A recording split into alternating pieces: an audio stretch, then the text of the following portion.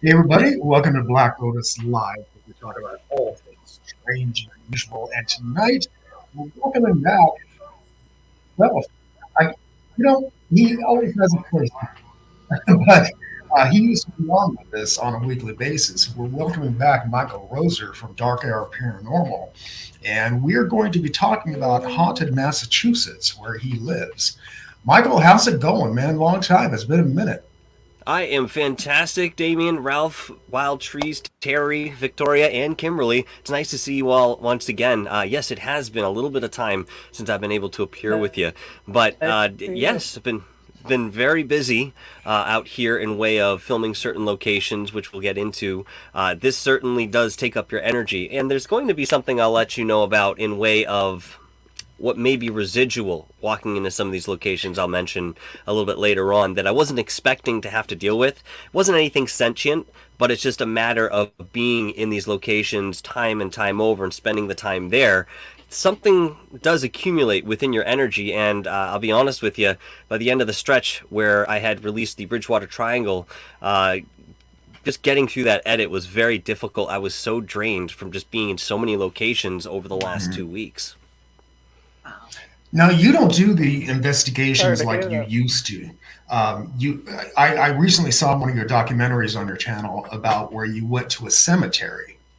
And it's not like you're calling out a spirit. You're just there to investigate the cemetery itself. And I thought that was very cool. I'm getting a little tired of these people going in and calling out spirits. You see this all the time on television, and it's like, come on, do something a little different. And that's what I like about your channel. Viewers, if you have not gone to watch anything at DarkHour Paranormal here at YouTube, definitely treat yourself to this, because he has fantastic guests on, and he makes these great documentaries. Thank you. Thank you very much. Shit, I wanted to say something about that and I lost it, but it'll come back to me. Sorry, you were saying something. Let me jog my memory on that one with you, Damien. Did you ask me a question there? Did I miss something? Okay. No, but we were talking about the fact that you do not sit there and call out like the ghosts. I figured that might be where you wanted to go. Mm-hmm. That's exactly what I was looking for. Thank you very much. Yeah, I think that there are many people who approach the field of the paranormal in a very specific way because it's what they've seen before. And while this is not inherently a bad thing, over time it really chisels away at any sort of individuality or originality that we may be able to take this field forward with. Now, as settled or unsettled as I am with my methods, giving the fact that I'm not bringing in, solid pieces of electronic equipment, I've come to a point where in my development, all I need to do is step into a space. Now, there are going to be a lot of people that say, well, it's just going to be hearsay then, whatever you tell us, or anecdotal at best. I mean, you could be making this stuff up, talking about how you felt at a location. Sure, all of that is absolutely possible, but because I have put so much time and effort in maintaining a certain credibility and integrity within my work, I hope people will look at some of the presentations that I put together with a different type of eye, knowing some of what I've done before. Now, this is a little dangerous because you're essentially relying on, perhaps people who come and watch your content to familiarize themselves with something you've done before. So I do understand that might be asking a little bit much, but at the same time, I try to be thorough in way of my analysis of a site. And the initial idea is to go in and document the location. To me, if you get something else in way of an EVP or some sort of odd presence that's, obviously there while you're at the location, that's sort of icing on the cake. You bring up the cemetery. That was a very, very interesting experience. And, as I've mentioned it, here and there on different shows and on DarkHour Paranormal, I had an attachment follow me home from that graveyard some 12, 13 years ago. And, of course, I was very hesitant. There are two places that I've mentioned that I've caught attachments like this, and the other one I simply cannot go back to because what is there is predatory in nature. And I'm not the only one to express this opinion about that entity and about that particular area out in Rutland, Massachusetts, the prison camp that's out there. So oddly enough, I started feeling in my chest when I was looking through on how to put this week and a half, that I had off to do this stuff for the channels together. And it kept coming back to me that you got to go back to this graveyard. So I didn't really remember exactly where it was. I had an idea, and it just so happened that I actually connected with the person who introduced me to the place so many years ago. I hadn't spoken to him in just as much time, to be honest with you. So I connected with him over Instagram, oddly enough, because I don't even use that app in most occasions, and he happened to just kind of pop in. So I said, to the best of your recollection, where is this spot? So we got out Google Maps and we kind of looked through and said, all right, this looks familiar. I mean, again, we're going back 12 years. Things do change within the woods. And of course, there's lots of construction always happening around that area. And, we were pretty confident that, we had found at least the good path in. There's a false path as well. Well, I went down there by myself without him prior to shooting this. And I got about 300-400 feet into the woods, and it felt like the woods were angry. Okay, that's the only way I can really describe it. I felt this intense anger around me, and it felt like something was following me. This is nothing different, right? But I didn't see it. Even in my mind's eye, I couldn't see it. I could just feel it. And so I wasn't 100% sure that if I continued straight forward, trekking some distance into the woods, that I would actually find the cemetery I was looking for. And with that in mind and the way I was feeling, I said, you know what? I'm going to step out of here for now, and I'll come back in a different way. Clearly, something's not met yet. Something is not arranged the way it needs to be for me to visit this location. So I spoke to Michelle Gray of the Healing H Arts. She is a very, very good friend of mine and has worked with me in many different clairvoyant readings. Of course, Eric Medhus is one of my spirit guides, and she knows him pretty well, to say the least. And I reached out to her through an email. I said, listen, I keep getting this draw to go to this spot. How can I do this safely knowing that I had this type of negative experience prior to? And she came back with a laundry list of things, not necessarily to do in way of ritual, but intentions, how to speak out to those entities that are already at the site before you come. Let them know you're coming. Don't just show up. Nobody really appreciates somebody who crashes a party, right? They want to know that you're coming. So I never really considered, something like that. Not that I couldn't do it or that I couldn't have the reach with, perhaps spirit, but it just, for whatever reason, hadn't occurred to me to do something in that respectful way. So long story short, I looked over everything that she had and I said, okay, I'm going to implement some of this. And it was going to be, I think, 4 days until I actually needed to go out to the location. So I had a little time. Now, walking around within those 4 days, I had 3 intuitions come at separate times in way of what I needed to meet in way of criteria to enter this graveyard safely. Now, that's something I have not ever experienced directly from spirit. They were asking for 3 things, which I'll tell you about. But prior to going into this, I did do a meditation. I remote viewed the site. And as I walked into the site, which I'll tell you was very odd in a spiritual sense, because I hadn't been there in so many years, but it almost looked exactly the same. And I was sort of taken aback by this when I was there spiritually. I stood in the center of the graveyard, and I started speaking to the ones that are there.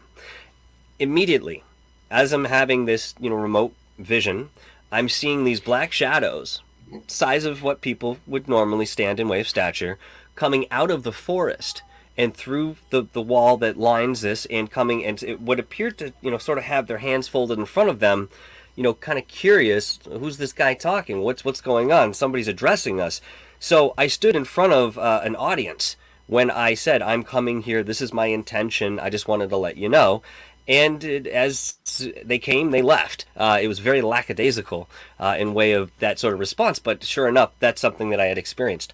Now, the three intuitions that I got may have seemed a little silly at first, just looking at the case and what we're really going out to do, visit a graveyard. The first was that I cannot disclose where it is. And this came in very strongly. It was the first one that I got because those that are there want nothing to do with people trafficking through. They were going to allow me to come back. And not many people know about this, if, a handful that live out here. I don't know why that is. Even the town that I had to give a call to discuss certain matters about the graveyard had no idea what this was. The second was that I were to bring either a single flower or a bouquet of flowers and place them at the entrance. Very interesting, again, in way of specifics here. I get it. It's respectful. No problem. Got those. And the third thing was we'd like you to make a small donation to the caretaking of this particular property. And then I said, well, this one's tough because nobody knows who's watching over this graveyard, if anybody's going out there to maintain it. And yet when you go out, it does appear that there's some sort of maintenance, and yet there's no other sign that people have been there. Now, oddly enough, there was a sign, a brand new sign that was on the entrance there that said that there were surveillance cameras in working order 24 hours a day. That's see what, or where they would have even hooked this up, or who would have hooked this up. But it was there. So I thought that was curious. So those were the three things that I needed to do and connect with spirit on that level in order to enter this space. Very quickly, because I don't mean to be long-winded, there's a lot to tell here in way of detail. When we walked into the graveyard, I had allowed some of my apprehension to slip away. I'm here to do a job. At the very end of the day, it doesn't matter how I feel. It doesn't matter if I'm scared. I get in there and I do it, because that's what I'm there to do. So I walk in and I shoot my friend Michael first, and we go through and he does his narration, and then it was my turn. So we walk over to one very specific grave that's basically in the middle of the cemetery itself, but it's not like any of the other stones that are there. I mean, this one's very manicured. It looks like somebody had spent a lot of time creating this, even though it's covered with lichen. I mean, you can still make out some of the reed, and this is the gravesite of the purported last witch that was executed in Massachusetts. This is where supposedly she was buried. Now, this particular gravestone holds some significance in way of my past, because when we were there the last time with maybe 6 or 7 people, they wanted to do sort of like a seance of sort, but it was more of like giving thanks to this person who obviously went through some very tumultuous times in life and died as a result of it. And even though I joined hands, I didn't like it. In fact, I broke the circle far before we were finished, and I walked away. I just didn't feel comfortable. I think that's where I started opening the door for that attachment to come home with me at that point. So, going back again to see this gravestone and know that I had that experience, I'm like, okay, well, let's again just stay right in here. Don't go out peripherally. Just stay right here. Focus center. So I started talking about the witch and the gravestone, and my friend is filming me, and all of a sudden I feel what we believe to be there is a watcher spirit. Now, this is much different than what you come in way of, something like where somebody had passed on, or, a relative that was hanging around a graveyard, something that was, less ancient in a sense. The watcher spirits are put there specifically. Now, it's not necessarily that they're watching have some sort of allegiance to them. They're just more utilitarian in a sense that they're there and that is their job. Now, they can take the form of something absolutely terrifying, and they can screw your life up really, really well. But there's another way to approach this, I've learned. Okay, so I'm standing there. I start feeling the energy rise up my back and right up the back of my neck, and it starts to wash over me like this.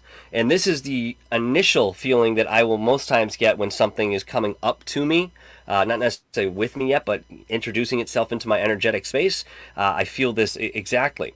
So as I'm doing this, I'm still doing the commentary, and you'll notice when I'm in the scene, I'm actually giggling a little bit because I keep getting distracted by this thing that's kind of doing one of these numbers with the energy again on the back of my neck. And it didn't. The way I describe it is, it felt buoyant. which was odd because in my mind's eye I could see this thing was 9-10 feet tall. It wasn't the shadow that I've seen before. It was actually translucent, which I thought was interesting, and I equated that to something less threatening as a result. My friend, excuse me, Michael, who's filming, I mention that, this is here, and he can see it. He tells me he can see it. And as I'm talking, he tells me that it's lapping at me like a dog. And all I could get was this sense of ally while I was there, and to the point where I just felt incredibly at home and welcome walking through this graveyard and knowing that this thing was, walking with us. There were occasionally times where it would start to lumber on another side of the graveyard, maybe up by the north corner or something, but then it would, very slowly make its way back to what we were doing, simply lending perhaps a presence or an energy while we were there. So it was very incredible to go back out there. I left with a sense of good, strong calming and peace, unlike the energy that I felt the last time I had departed, wherein that thing had followed me home and kind of taught me a lesson.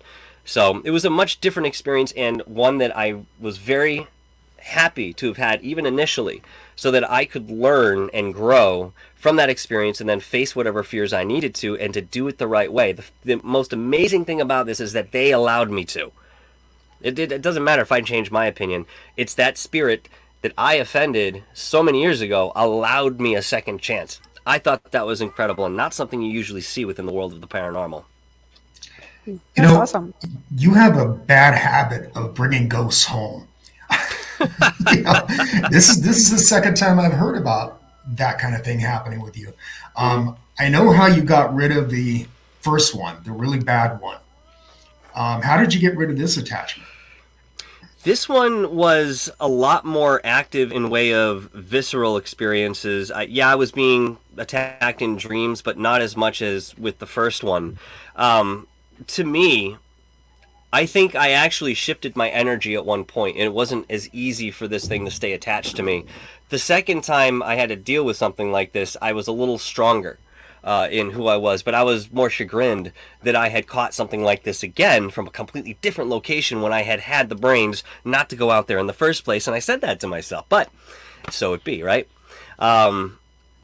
I don't think there was a very specific way that I got rid of the second one the way that I did the first. Yes, I sat in meditation for a moment and I would confront this, but it wasn't the same sort of thing. And I really, looking back now, think that watcher spirit with a feminine charge to it, okay, because it was distinctly feminine.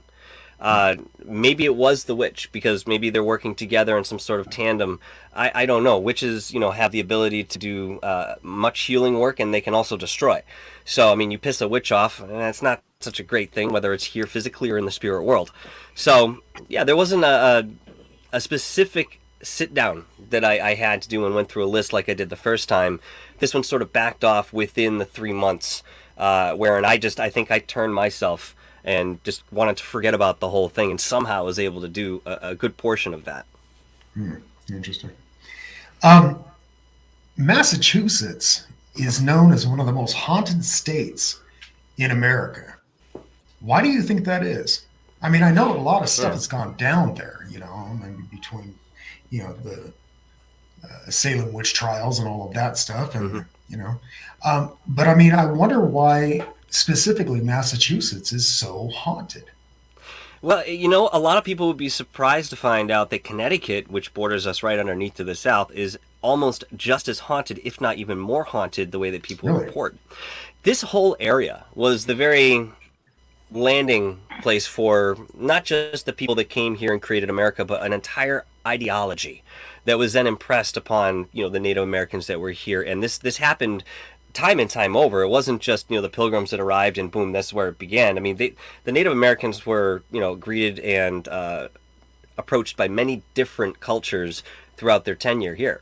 Some of those were benign or more friendly, way of trade and so forth, but most of them didn't turn out so well. Now, not only do you have that type of history here, you have everybody in America studying in history class Plymouth Rock. Excuse me. And in doing that, you're putting a lot of mental focus on this area, the history that might still be here. And we're not even necessarily talking about something paranormal. But what it really comes down to when you talk about Massachusetts is, in my opinion, King Philip's War. This was the war that essentially wiped out what was left of the Algonquin and the surrounding tribes. I'll say there were quite a few, actually. There were subdivisions of different tribes that were here, and through this, what would be considered a short war today, it was only a handful of years. The settlers really decimated the populations, and they turned against allies that they had created with the Native Americans. It was just an absolutely horrific time to be alive, and especially be Native American, although the settlers lost many on their sides as well. So you have all of this energy that never went anywhere. There was never any resolve. So if you don't have resolve, there's no avenue for something to heal or at least shift in some sense. So I think when people go into these spaces, especially out here in Massachusetts, with the idea that we're looking to open up that knowledge so that we can understand not only the history that we understand to a certain degree, but of lost details in time, but we can understand the energy that's still here, perhaps suffering from those times. And there are people who would like to help those on a spiritual level, which I think is entirely possible. I don't know if I can do it yet, but I do know many who would be more than happy to undertake that sort of endeavor. So to answer your question, I really think it's the blood that's in the soil here. And what they've done is they've fought these wars on sacred lands, which have their own energy. So what ends up happening, it's like pouring a can of paint into a whirlpool.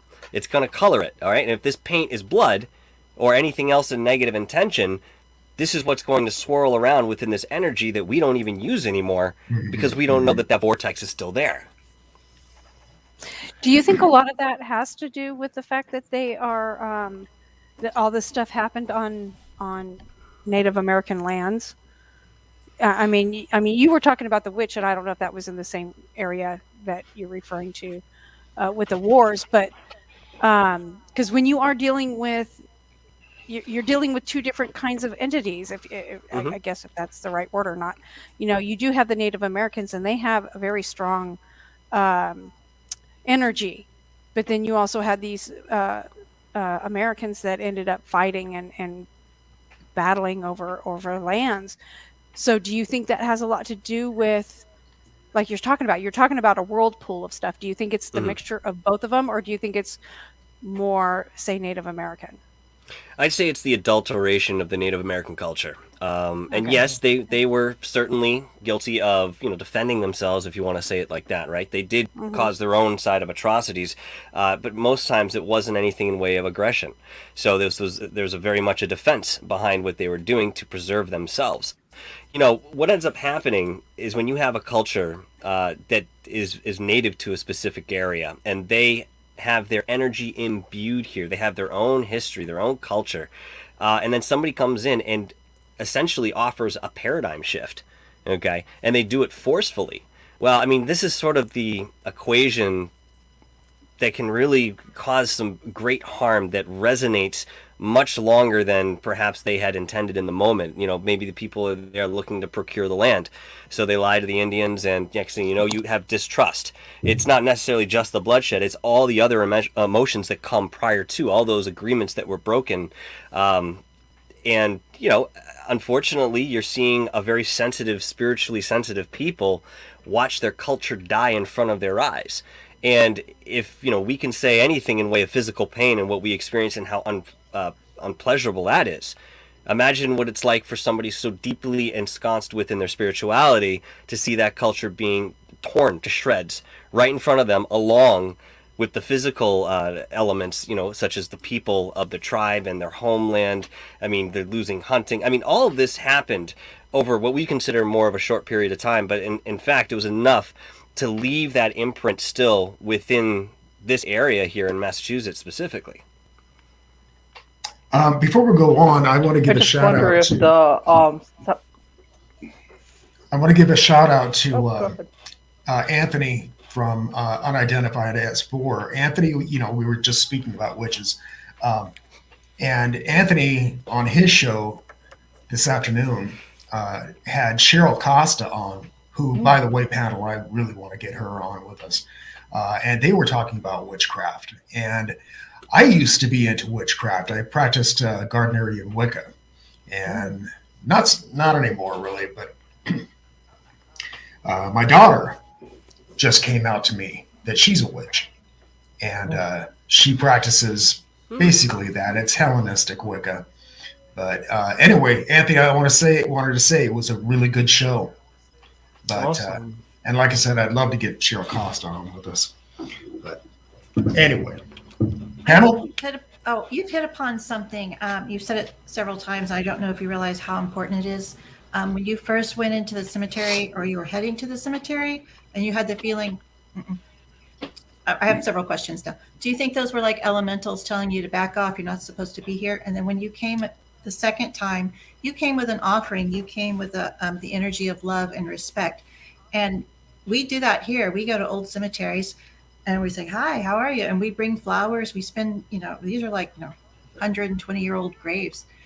We spend time there talking, and we get a lot of really positive activity because the energy is shifted. It's not the jump scare that people are looking for, like in the scary, psycho thriller movies or whatever the TV shows are. They're looking for the jump scares. You're going with love and respect, and it's a whole different, like you said, it's a different paradigm. Yes, I'm sorry. What was your question? That was my first question. No, you had one. Do you think they were elementals? The first things. I've run into gnomes. Okay. And gnomes are very funny little guys, and they're light and they're loving. And do you also think that cemeteries are active? Because other than going in and speaking to the people at the cemeteries that we do, there's really nobody hanging around the cemeteries. They're either somewhere else. I think when I walked into the woods, when I first went to try to go back out to the cemetery, I did feel that there was some elemental influence. And all of these things, of course, work together in tandem within the ecosystem that they are a part of.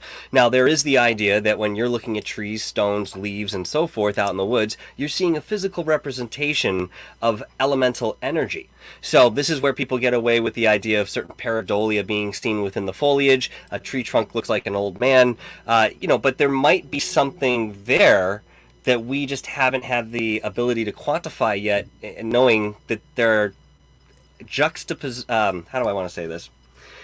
Two realities laid over each other. Okay, and both are literally in the same space. It's a matter of how you attune yourself. Yeah, so it's how you tune yourself and the vibration that you carry. Absolutely, I have not come in contact with gnomes specifically, but I have come into contact with the puckwudgies on an ethereal level.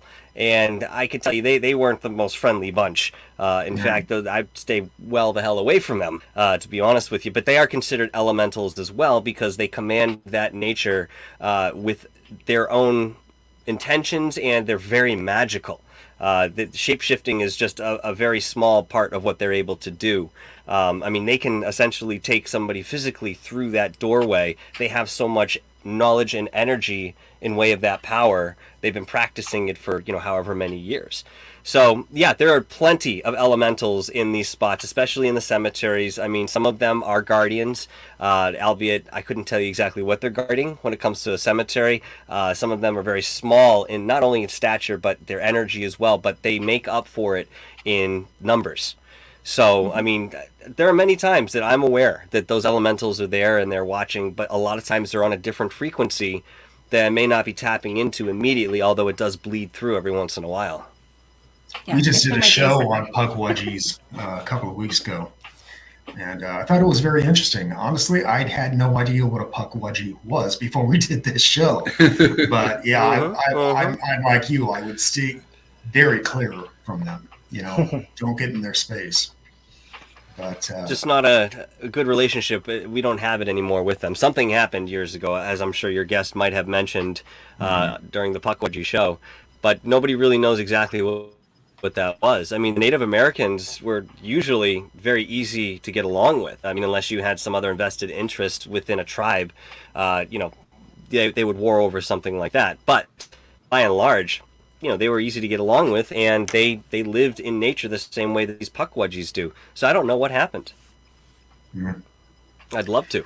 I'd love to know. Kimberly, you've been kind of quiet. What's up? Oh, I was just waiting for everybody else to get done. I wanted to go. I wanted to go back. I was thinking maybe the cemetery that you're at or that you went to, maybe that was something of significance to the Indians or something that was sacred before, and that's why they're so protected now of it.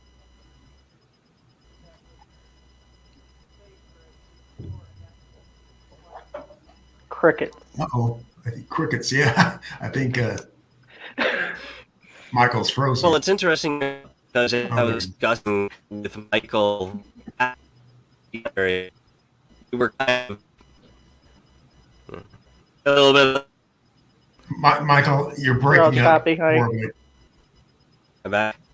Yeah. No. Give it a second. I'll go on to. All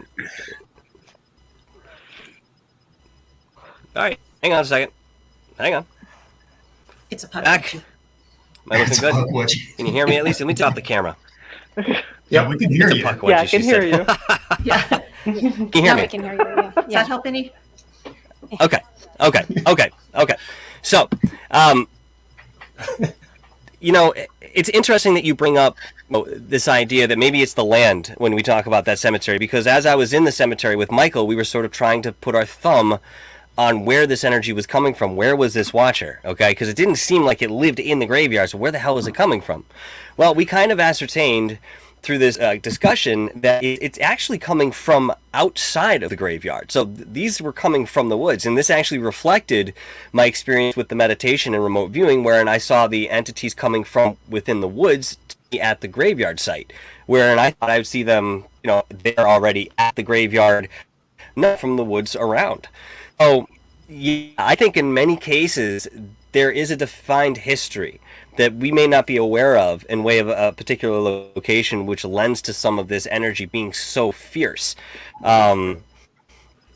It's just a matter of what we understand in that history, and if we're going to be sensitive enough to allow ourselves to experience that by going into some of these locations, knowing that we may not get any sort of result from it other than we walk away knowing that there's something in that space. But to answer your question, Kim, yes, absolutely 100%. I think that the majority of these places are haunted in that sense because of the land, and if it isn't something that happened on the land, it's that the land itself is so energized, and whatever is laid to rest there may be able to utilize that energy in one way, shape, or form. Can you tell me if there was have a creek vortex or some sort of water? I'm sorry, Kim. You're fine. Go ahead. Was there any sort of creek or running water near you, near the cemetery? That's my only question. Promise. Not that I'm aware of, to be quite honest with you. Not that I'm aware of. In fact, this is power lines back there, but every time I looked at Google Maps and I started, assessing the site, I got the feeling that things are not developed here for a reason. And it was more than happen chance or just some sort of circumstance. We're putting, telephone lines here. There's something more in way of that's protecting that land that will not allow it to be developed on. That's just my intuitive sense. Sorry, Kim? You're fine. I have two things real quick. Have you done any back history on that particular area? And also, you said that Michael seen that, or felt, you said that one of you felt like a lapping on you, on your face or whatever, or in the back of your neck. Okay, and not to dig up bad feelings, but could it possibly been your dog going with you as protection? Interesting thought, and the reason I'm going to say no is because I could actually see this being behind me, and while I was having that sensation, and then my friend was then confirming it, saying this is what it was. The strange thing was, again, it was such a light, kind of playful energy, almost like it was nudging me with its nose kind of thing, and that's why when he said that it was lapping at me like a dog, like playfully, it sort of fit, it resonated with me. It was just very strange because, again, that's not what I was used to experiencing with that one that's there. Could it be a separate one? I mean, it could be something different. The fact that it seems so familiar when it rose behind me, it actually kind of scared me for a second because I got that remembrance of what the energy was like, and I knew it was behind me. Sure, it's very possible maybe it was another watcher spirit or something large in that sense. I don't know for sure. I never got a name, but then again, I also don't think these watcher spirits necessarily have names the way that you and I do. What about a totem animal? Possibly, but I think that this was more intentional than... I mean, I know there are people who have felt their totem animals in a physical sense like this, right? The way that you might feel spirit. But at the same time, the timing and the preparation I had done prior to this, I'm convinced, until I can see otherwise, that this was the one that I had that interaction with. Well, you would know. Yeah, well, I mean, I'd hope. Yes, I have 3 major things to say. I've been trying to remember them in my brain as I'm listening to this really fascinating conversation. Okay, first thing I want to say is, Michael, dude, it's so good to talk to you again. Likewise, brother. As everybody who's been watching knows, you're an excellent storyteller, and your voice. You have a great radio voice. I would say that your voice sounds the way that like fresh roasted coffee smells. So that's good. So definitely buy my dry roast coffee. So definitely check out DarkHour Paranormal on YouTube, because it's a great place. And then the other thing I do want to plug, I did go on your show a few months ago, and then on that show we talked about. I talked about why science doesn't take the paranormal seriously. I gave about like 5 reasons. We discussed them. And I also talked about the hypocrisy in UFO abductions. So how our attitudes toward being abducted really shows that we're hypocrites for the way we treat animals, basically. So go to his channel, check out. It's called The Glory of Science / Hypocrites About Alien Abduction. And I would say another comparison is that me and you, if I was going to compare us to the Jackass crew, I know you watch Jackass. I would say... I've seen it. I would say, tell me if I'm right here. Comment down below if you agree. I would say I'm kind of like a Pontius party boy, and I would definitely say you're more like a Johnny Knoxville type. I think that's what we got going on. So, in way of jumping into something without trepidation, yeah, I suppose that's right. You know what I mean? I'm just not doing it in a shopping cart, Exactly. No, that leads us to jumping into troubles, dangerous situation. My third point was that I was listening to your story about the cemetery, which you told at the beginning, and it's a really interesting how it played out. And what it made me think about, the topic it made me think about was how, for the longest time, when I viewed the paranormal, I was always viewing it as like results driven. Like I wanted to get results. I wanted to make progress. It was very like goal oriented. I wanted to find out about the paranormal. Maybe because I'm a scientist, but a lot of people, I think they have that attitude to the paranormal. They view the paranormal as something that they need to maybe have a conquest over.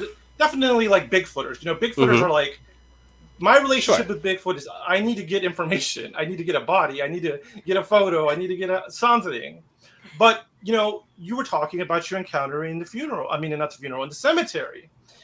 And, you mentioned something like, people may not believe me, or maybe I get an EVP, maybe I don't. But I understand that because I get that. It's like sometimes it's not about results with the paranormal. Sometimes it's just about, starting a conversation with the paranormal because it is part of our world. We do co-inhabit the paranormal. So sometimes it's good just to talk to the paranormal or try to integrate our lives together with the paranormal so they're not so separate. Like you hinted at with the Puckwudgies, perhaps we weren't so separated from the paranormal in the past. And by the way, the conversations you were having and the interaction you were having at the cemetery, it reminded me of that. You're just being a human trying to make a connection emotionally with something that's paranormal and strange. And there's no really results. You just want to share that moment. That's exactly right. And I think that this was well defined in the Montauk Enigma, the full-length documentary I released over a year ago. And I think it was also apparent in the Bridgewater Triangle, the documentary that I just put out about a month ago. These were a collection of locations and experiences that went within, everything sort of braided together. There was some more content that I wanted to provide with the Bridgewater documentary. Unfortunately, the filming that we had done, some of it just didn't come out. Things were too shaky, the audio wasn't good. So unfortunately, I wasn't able to cover, for example, Robert Revis's John into the world of that vortice that he wanted to do scientifically. He had a vortex making machine, to say it crudely, that he had brought along with him, and he was going to be testing this water and so forth, which he did do. But again, I couldn't cover any of it. Long story short, yeah, it's a collection of these locations and what it feels like to be in these locations. Again, many times I'll get an EVP without asking for it. It'll just show up, and I'll recognize it during the edit. And, going through, wait a minute, what was that? And then I'll highlight it a little bit and say, hey, what does everybody think this is? Sometimes it's been tribal drumming, chanting. I've had direct words spoken to me. It's very curious to have some of these experiences. And going into the Bridgewater Triangle, I have to tell you, all of those locations of interest are within about 15 to 20 minutes of each other. So this was good for going out and kind of knocking some of these out. But man, you're dragging from one place to the next because there's so much in way of a story or history there, you don't get a chance to cover it all. And I'd like to go back to some of these places, and even moving towards the Salem and witch trials documentary that I'll be filming pretty soon.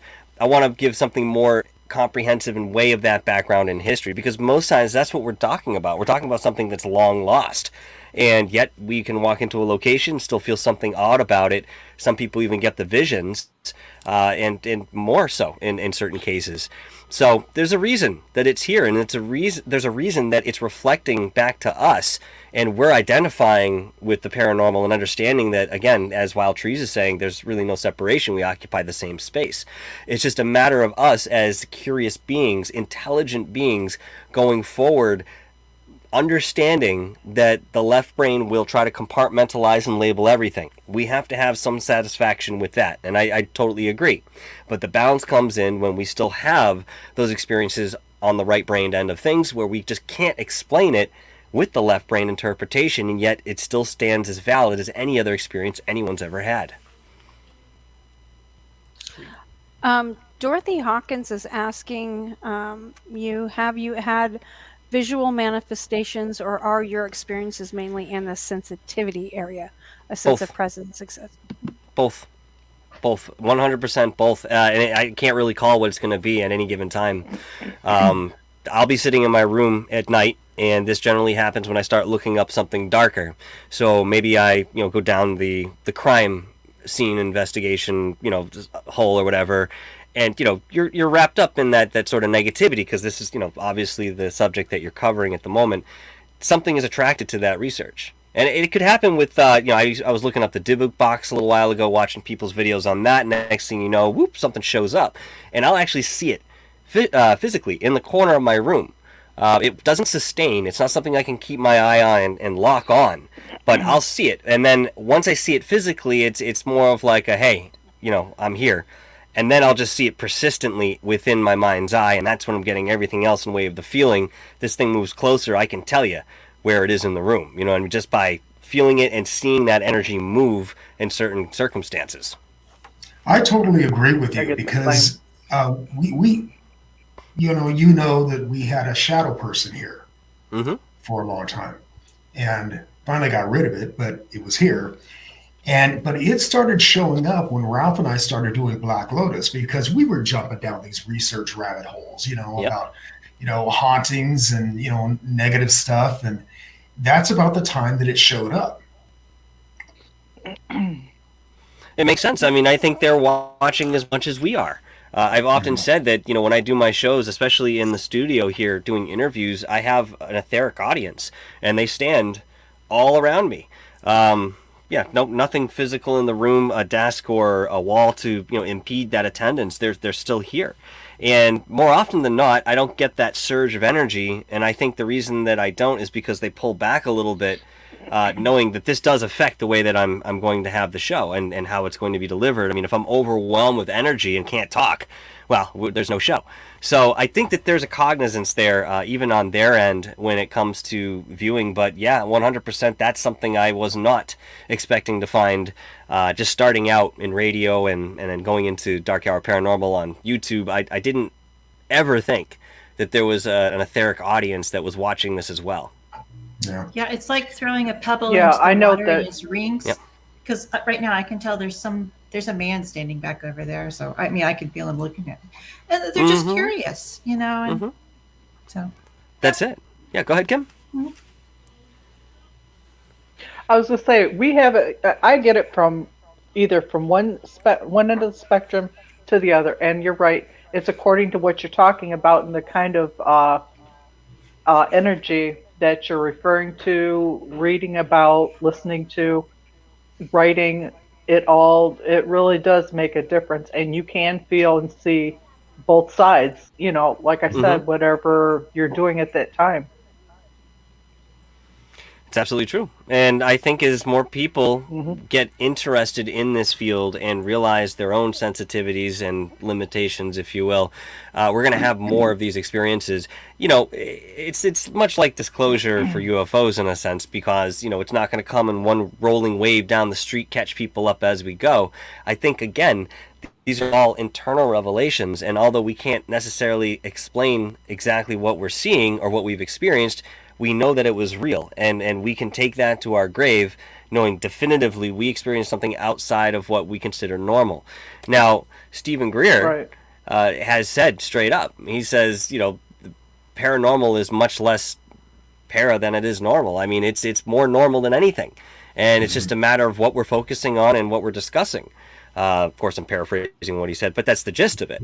And I have to agree with you. And you don't have to be ensconced within the field of esoterics to have one of these experiences. You just have to open yourself up and maybe put yourself in a location where something like that could happen. But in doing that, again, coming back to Damien, you mentioning people walking around yelling, calling out ghosts every chance they get on television. This is also not the way to do it. And again, people will copy that and move forward. And that's one of the things I've always asked paranormal investigational teams. I'm very curious on how they're running their outfit. Is it reminiscent of what Zach and Nick and these guys were doing on Ghost Adventures? Is it very similar to Ghost Hunters and how they used to do it? It bothers me. I know this is superficial, but it pisses me off when I hear ghost outfits using the same stupid verbiage that some of these guys on TV is. All right, listen, Ghost Hunter said we're going dark like in 1995, okay?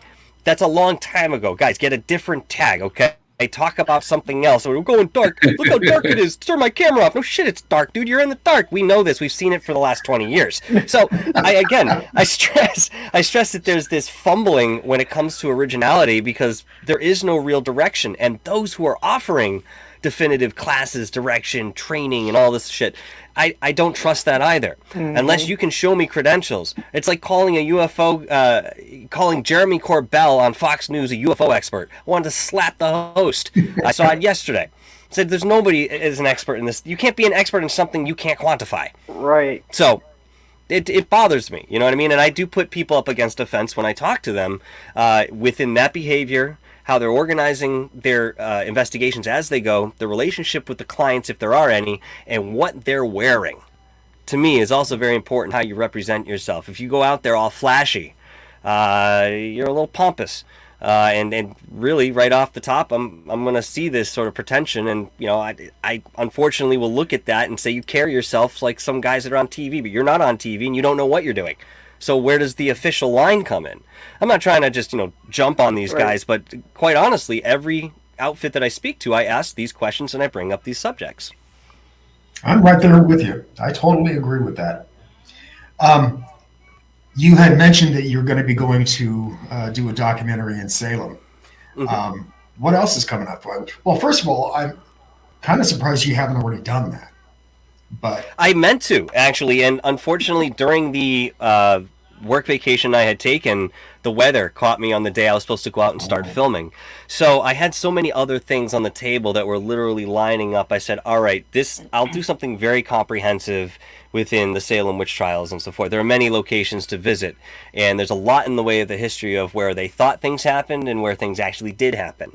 So there's a lot more to cover with that, and I'll do it the due justice. But yeah, that was on the table. In fact, I think somebody asked me during a premiere, and I was like, yeah, I'm going tomorrow, but it just poured like the Dickens, so I couldn't go out.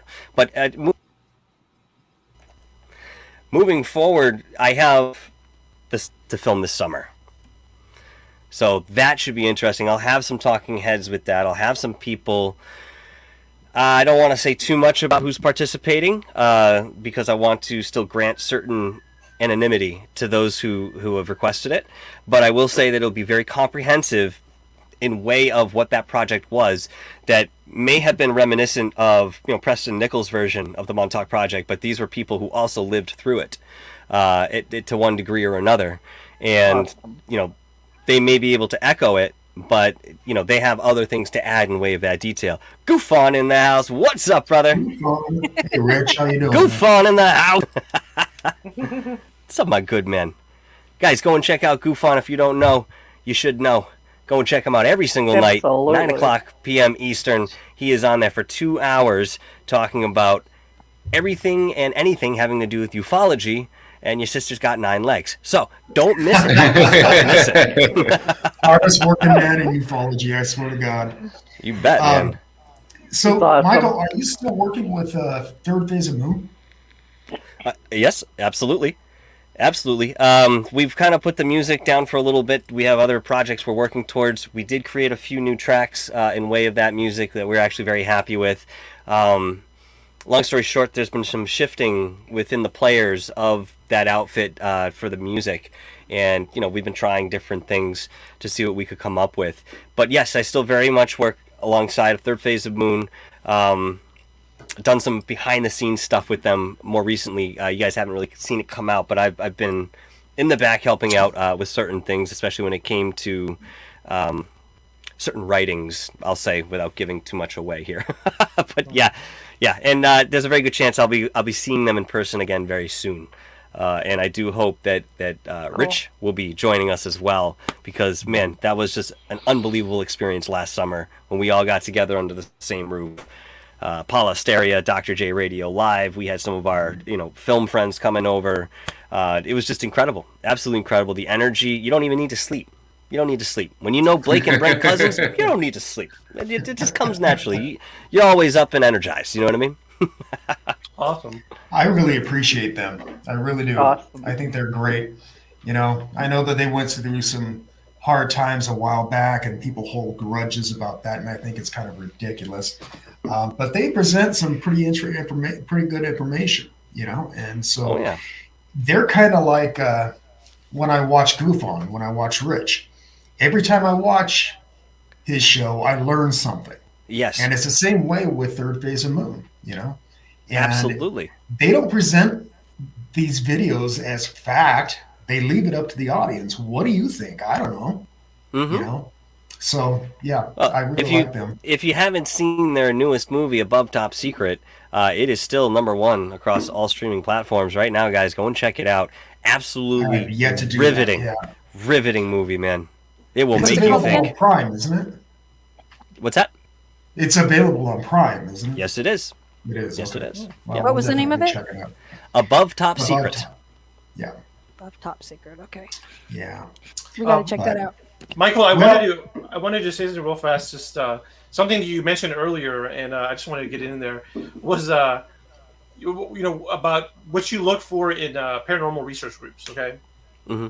So I'm gonna tell you my opinion, because I judge paranormal research groups as well.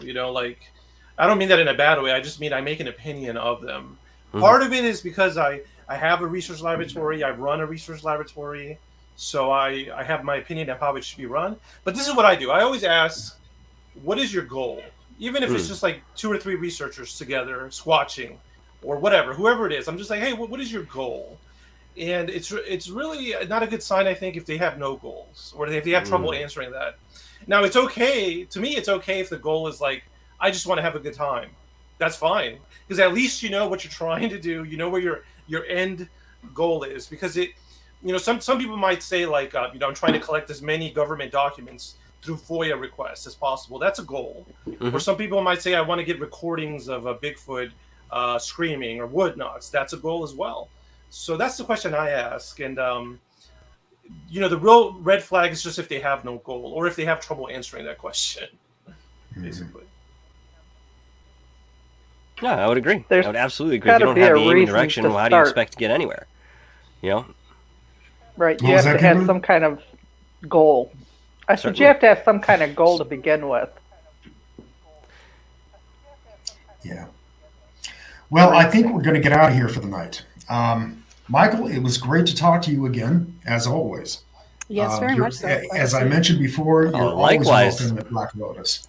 Thank you. And viewers, if you haven't watched Dark Hour Paranormal, I've got a link for it in the description. Most definitely go take a look at this. I think you're going to really enjoy it. Also, don't forget to hit like and subscribe. And when you do subscribe, hit the little bell and click all. And that way you'll be notified every time that we do upload or we do this live. We do this live every Sunday and Thursday at 8 p.m. Eastern, 7 or 5 Pacific. And so definitely join us every week. If you're new here, we talk about everything strange and unusual, everything under the big paranormal umbrella. And so, as always, thanks a lot for watching. Until next time, keep thinking and question everything. Ciao.